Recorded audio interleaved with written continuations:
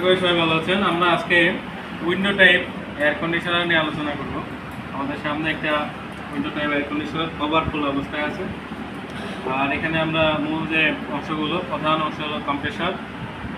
এই কম্প্রেসারের দুটো লাইন আছে, একটা হলো সাকশন লাইন যেটা মোটা থাকে সাকশন লাইনটা, আর একটা হলো ডিসচার্জ লাইন যেটা সাকশনের তুলনায় চিকন থাকে। তো সাকশন লাইন দিয়ে গ্যাস কম্প্রেসারের মাধ্যমে প্রবেশ করে, আর ডিসচার্জ লাইন দিয়ে গ্যাসটা উচ্চ চাপে এবং উচ্চ তাপে বের হয়, ফোর্সলি বের হয়। এটা হলো কম্প্রেসারের কাজ। এই কম্প্রেসারটা লো প্রেশারে গ্যাস গ্রহণ করে উচ্চ প্রেশার তৈরি করে প্রেরণ করে। এখানে যে কম্প্রেসারটা আছে এটি হলো সিল টাইপ কম্প্রেসার বা হার্মেটিক্যালি সিল্ড কম্প্রেসার। তো এখন আমরা আরও যে অংশটা আমাদের, এটা হলো ফ্যান বা রানার। তো এই ফ্যান বা রানারের দুটো অংশ, যেমন এই পাশে আমরা দেখতে পাচ্ছি এটা হলো ইভাপোরেটর থেকে ঠান্ডা বাতাস নিয়ে এসে রুমের মধ্যে সার্কুলার করে, আর ওই পাশের যে ফ্যানটা আছে এটা হলো কন্ডেন্সারকে ঠান্ডা করার জন্য। এটা কন্ডেন্সার দিয়ে বাতাস প্রবাহ হয়ে বাইরের দিকে বের করে দেয়। তো আমাদের এখানে যে মেকানিক্যাল অংশের মধ্যে আমাদের এটা হলো ইভাপোরেটর। ইভাপোরেটরের গায়ে যে পাতলা পাতলা তারগুলো, এগুলো হলো বেড়া বা ফেন্স বলে।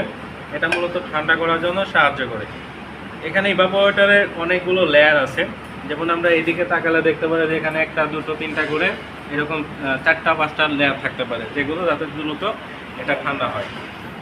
আর এদিকে অনুরূপ কন্ডেন্সারেরও একাধিক লেয়ার থাকে, যাতে কন্ডেন্সারও দ্রুত ঠান্ডা হয়। যেমন এখানে আমরা এই যে এইখানে দুটো, এই যে পাইপটা যেমন লাগে এখানে একটা দেখা যাচ্ছে, অনেক সময় একাধিক থাকা দেখা যায়।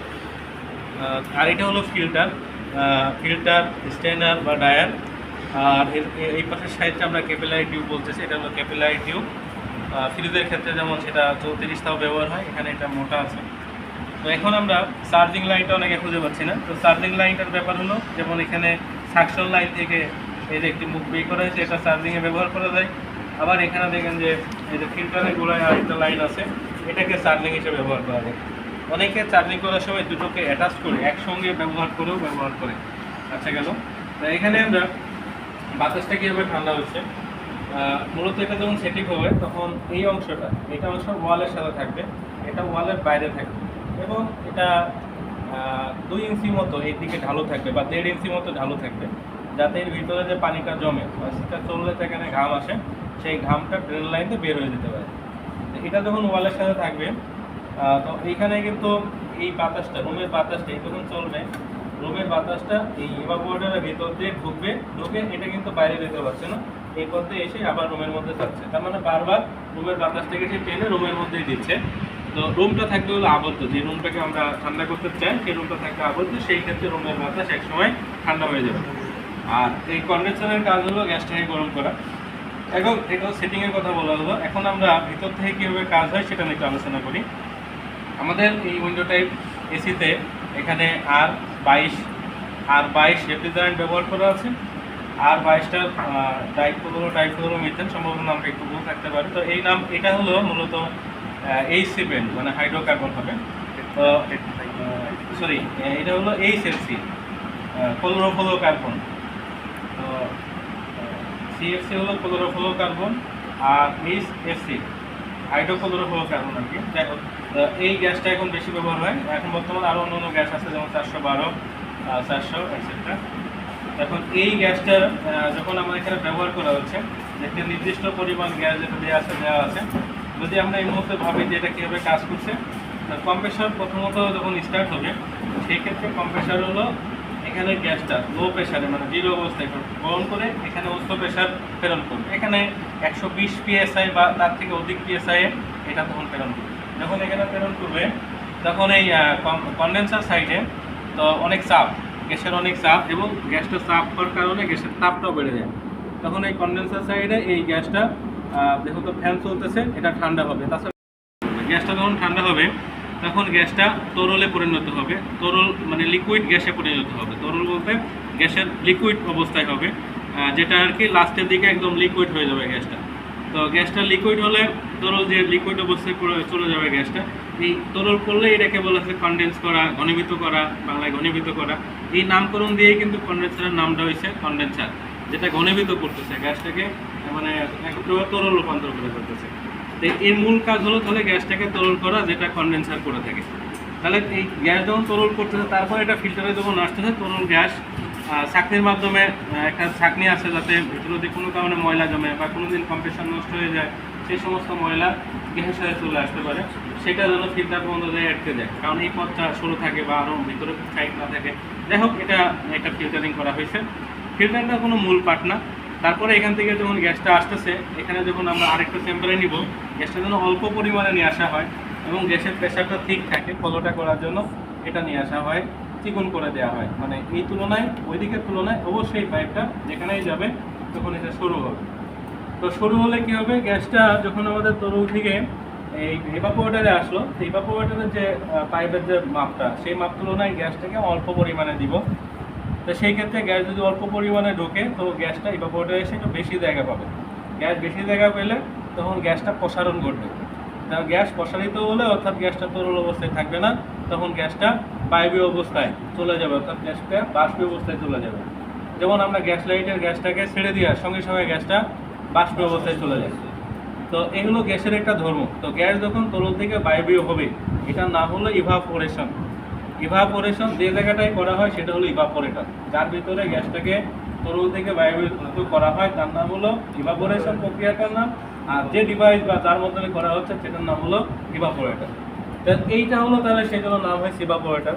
আর এখানে যখন তো গ্যাসটা একটা অবস্থা থেকে আরেকটা অবস্থায় চলে গেল, যেমন আমরা জানি যে পানিকে যখন আমরা বরফ বানাই তখন তো পানির অবস্থা চেঞ্জ হয়, সেটা কিন্তু অনেক ঠান্ডা থাকে। তা গ্যাসটা যখন তরল থেকে বায়বীয় হয় তখন গ্যাসটা অনেক ঠান্ডা হয়ে যায়, যেটাকে বলা হয় লেটিন টেম্পারেচার বা সুপ্ত তাপ। একটা কথা আছে সুপ্ত তাপ, বাংলায় ইংরেজিতে বলা হয় লেটিন টেম্পারেচার। তা গ্যাস যখন এরকম হয় যে তরল থেকে বায়বীয়তে কনভার্ট হয়, এটা যে গ্যাস বিদ্যার ভিতরে যেটা যে গ্যাস হলো তখন ল্যাটিন তাপ বা সুপ্ত তাপ গ্যাসে তৈরি, অর্থাৎ গ্যাস তার তাপমাত্রা হারিয়ে ফেলে। গ্যাসের আগে যে তাপমাত্রা ছিল সেই গ্যাস হারিয়ে ফেলে, গ্যাস তখন মাইনাস একটা টেম্পারেচারে চলে যায়। এখানে বিভিন্ন গ্যাস বিভিন্ন রকম মাইনাস টেম্পারেচারে যায়। তো সম্ভবত আর বাইরের গ্যাস এটা দেখা আছে যে 30 বা 34, আমার দেখতে হবে, আমার তো মনে হয় অনেক গ্যাস আছে যে -200-300 ডিগ্রি সেলসিয়াস চলে যায়। বিশেষ করে অক্সিজেন নিজেও সম্ভবত 180 বা 160 এরকমে চলে যায়। সেই জন্য অক্সিজেন প্ল্যান্টে কিন্তু কাজ করতে গেলে অনেক সাবধানে কাজ করতে হয়, কারণ অক্সিজেন সরাসরি তরল অক্সিজেন যদি কারোর বডিতে লাগে, বুকে লাগে, হাতে লাগে, সেই জায়গাটা কিন্তু নষ্ট হয়ে যেতে পারে। কারণ এত ঠান্ডা হয় সেটা তোমার টিস্যুগুলো বা এগুলো হার্টে লাগে, তোমার হার্টকে ব্লক করে দিতে পারে। এই গ্যাসটা অত ঠান্ডা হয় না, কিন্তু এটাও মাইনাস, মানে এই যে 30 থেকে 40 এরকম একটা ক্যাটাগরি। আমাদের 60 মুখস্থ নয়, এটা 60 আছে, যারা পড়তে চায় তারা 60 করতে পারে। আমি একটা ধারণার জন্য বললাম। তা যেমন আমাদের ফ্রিজের আমি দেখছিলাম যে আর 134-এ এই গ্যাসগুলো 30-35-এর মধ্যে হয়, আমি ধারণা করছি এটাও এরকমই হয়, ঠিক আছে। তা এই গ্যাসটা যখন এরকম -30-35 ডিগ্রি সেলসিয়াস হয়ে যায়, তার মানে এইখানে এই জিনিসগুলো, এই সেলগুলো তখন সেই পরিমাণ ঠান্ডা হয়ে যায়। তো যখন ঠান্ডা এটা হচ্ছে, এটা তো রুমের মধ্যে স্থাপন করা, এটা রুম থেকে তাপ গ্রহণ করে, তাহলে এটা রুম থেকে তাপ গ্রহণ করে তখন গ্যাসটা কিন্তু আবার উৎপন্ন করে। গ্যাসটা যখন বায়বীয় হয়ে গেছে তখন গ্যাসটা নিজে তাপ হারিয়ে ঠান্ডা হয়েছিল, কিন্তু সে রুমের তাপ গ্রহণ করে সে নিজে আস্তে আস্তে গিয়ে উত্তপ্ত হবে। তাহলে এখানে গ্যাসটা বলা হয় যে গ্যাস তাপ গ্রহণ করতেছে। এখানে একটা সূত্র পড়তেছে যে গহিত তাপ এবং বর্ধিত তাপ সমান। ফিজিক্সের একটা সূত্র আছে যে তাপ গ্রহণ এবং তাপ বর্জন সমান, গহিত তাপ এবং বর্ধিত তাপ সমান। এখান থেকে যে পরিমাণ তাপ গ্রহণ করবে অনুরূপ তাপ এখান থেকে বর্জন করতে হবে। এখানে যদি কোনো কারণে ময়লা পড়ে যায়, সেই হারে ঠান্ডা হতে না পারে, মানে এটা যদিও গরম থাকে, সেই গরমটা থেকে যে পরিমাণ তাপ ঠান্ডা করা দরকার সেটা করতে না পারলে কিন্তু এই পাশ থেকে সে তাপ নিতে পারবে না। যাই হোক, এখান থেকে যখন গ্যাস বাষ্পীয়িত হয়ে যাচ্ছে, গ্যাসটা তখন এই যে আমাদের রুমের থেকে ঠান্ডা হয়ে গেছে, গ্যাস নিজে সুপ্ত তাপ বা ল্যাটিন তাপ হয়ে তখন গ্যাসটা কী করতেছে, গ্যাস রুম থেকে যে বাতাসের ভিতরে ঢুকতেছে সেই বাতাসের তাপে গ্যাস নিজে গরম হচ্ছে। সেই গ্যাসটা টোটাল এই চেম্বারে, মানে আমরা এখানে যে গ্যাসটা কন্টিনিউসলি চলতেছে সেই গ্যাসটার অন্য দেখা যাচ্ছে বড়ো, যদি এয়ার কন্ডিশন হয় এখানে ইভাপোরেটর কিন্তু বড় হবে, কারণ গ্যাসের আয়তন বেশি পাবে, সেই জন্য বড় হবে। তো এই গ্যাসটা যেন যে পরিমাণ গ্যাস এখানে থাকবে সেই গ্যাসটা যেন ঠান্ডা হতে পারে বা এখানে ইভাপোরেশন হতে পারে। ইভাপোরেশন হওয়ার পরে এই গ্যাসটা কিন্তু কম্প্রেসার কন্টিনিউস টানতেছে, কারণ ইভাপোরেটরের এক পাশে কিন্তু এই সাকশন লাইন, কারণ এক পাশে হলো লাগেছে এই কন্ডেন্সার থেকে লাইন যেটা তরল গ্যাস দিচ্ছে, তরল গ্যাস এখানে বায়বীয় হচ্ছে, বায়বীয় হওয়ার পরে লাস্টের মাথায় হলো সাকশন লাইন, এই হলো লো প্রেসারে গ্যাসটাকে ওই পথ দিয়ে টানতেছে। তাহলে সেই গ্যাসটা যখন এখানে যখন আসতেছে, এখানে কিন্তু তরল অবস্থায় আসে না, এখানে বায়বীয় অবস্থায় এই কম্প্রেসারে ঢুকতেছে। কম্প্রেসর বায়ু অবস্থায় সেই গ্যাসটাকে আবার প্রেশার বাড়িয়ে দিয়ে এটা দেখা যাচ্ছে এখানে ঢোকাচ্ছে। আমরা যদি প্রেশার মাপতে যাই এখানে প্রেশার দেখা যাবে, যেখানে দেখা যাচ্ছে এখানে বিভিন্ন রকম প্রেশার থাকতে পারে। আমার এটা প্রেশার যদি আমরা বলি যে এখানে 20 PSI বা 30 PSI থাকে, এখানে দেখা যাচ্ছে 120 এরকম PSI থাকে, এরকম পার্থক্য। এবং ফ্রিজের জন্য আমরা আর 36-এর জন্য আমরা এখানে 0 প্রেশার থাকে, আর এদিকে দেখা যাচ্ছে আমাদের সেই ক্ষেত্রে প্রেশারটা কত থাকবে 35-40 PSI এরকম থাকে, তার একটু বেশি থাকে। যাই হোক, এটাও একটা নোট দেখতে হবে, কম্প্রেসার আমার এত রিসার্চ করা নেই, বোঝার জন্য বললাম আর কি। তাহলে এটা হলো ব্যাপার যে কম্প্রেসর বারবার লো প্রেশারে গ্যাস গ্রহণ করতেছে আর এই প্রেশারে বর্জন করতেছে, আর এই কন্ডেন্সার হলো গ্যাসটাকে তরল বানাচ্ছে, আর ইভাপোরেটর হলো তরল গ্যাসকে বায়ু করতেছে। তাহলে গ্যাসটা আমাদের রুমটা কেন ঠান্ডা হয়, আমাদের জায়গাগুলো ঠান্ডা হওয়ার মূল কারণ হলো যে গ্যাসের এই প্রক্রিয়া আছে। গ্যাস হলো যখন তরল হয় তখন গ্যাসটা গরম হয়, গ্যাসটা সেই গরম ঠান্ডা করার জন্য ঠান্ডার ব্যবস্থা আছে, যেমন এখানে বাতাস দিয়ে ঠান্ডা করা হচ্ছে। প্রেশার হলো, প্রেশারটাও হারিয়ে যাচ্ছে কিন্তু তখন। তারপরে আবার এই তরল জিনিসটা কিন্তু উপর থেকে নিচে যায়, যে কারণে